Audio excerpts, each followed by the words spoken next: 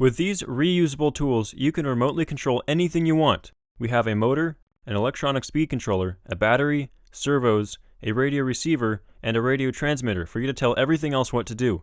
But what are these components and how do they all work together? This is one of the major learning curves in RC.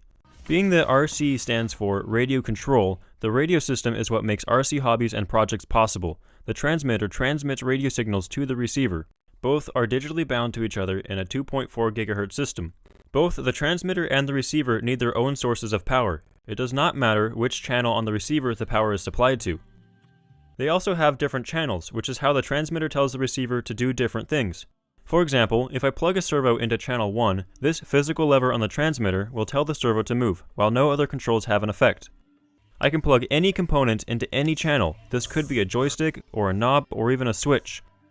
Each corresponds to one channel on the receiver. On my Tactic radio system, the controls that link to the receiver channels go like this. Channel 1, 2, 3, 4, 5, and 6. The pins on the receiver are ground, power, and signal. They match up to the ground, power, and signal wires of a servo wire, which for whatever reason seems to come in two different color codes. If you plug something in the wrong way, it won't hurt anything, it just won't work. On most transmitters, each channel can be reversed, and the neutral point can be moved around with the trim buttons. While the speed controller is typically connected to the up and down channel on the left joystick, I could have any channel control it.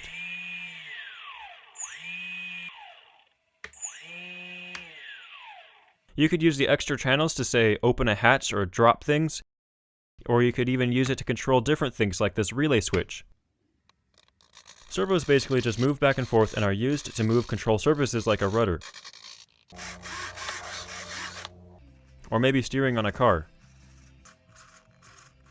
The lever arm on top can be removed and put back on at a different angle.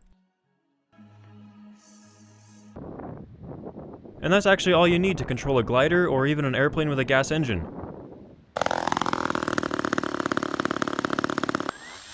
But if you want electric propulsion, you'll need a bigger battery, a motor, and a speed controller.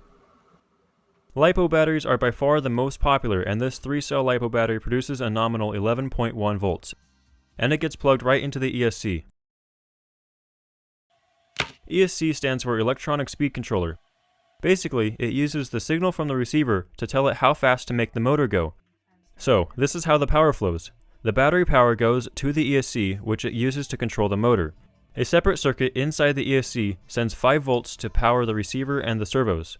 This circuit is called a battery eliminator circuit, and most small ESCs have them. Since the receiver and the servos run off of 5 volts, this circuit takes our battery's higher voltage and turns it into a constant 5 volts to power the other stuff. This motor is a brushless DC outrunner. These 3 wires plug into the ESC. It does not matter which order they are in. Switching any 2 wires will make the motor spin the other direction.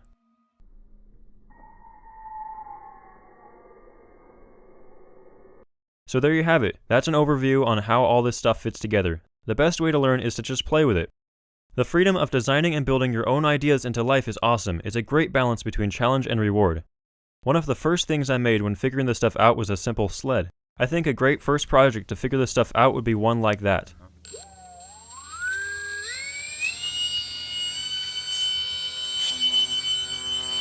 But how do you know what to buy? Picking equipment that is compatible with each other is super confusing. All the special terms and specifications is mind-boggling, and a lot of this stuff also doesn't come with a connector soldered on. So here's a link on screen and in the description on how to solder connectors. Also, here is how to choose a power system.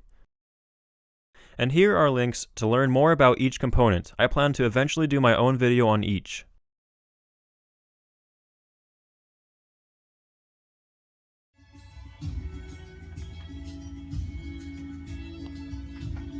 So I guess we're gonna have to find somewhere else to sleep tonight.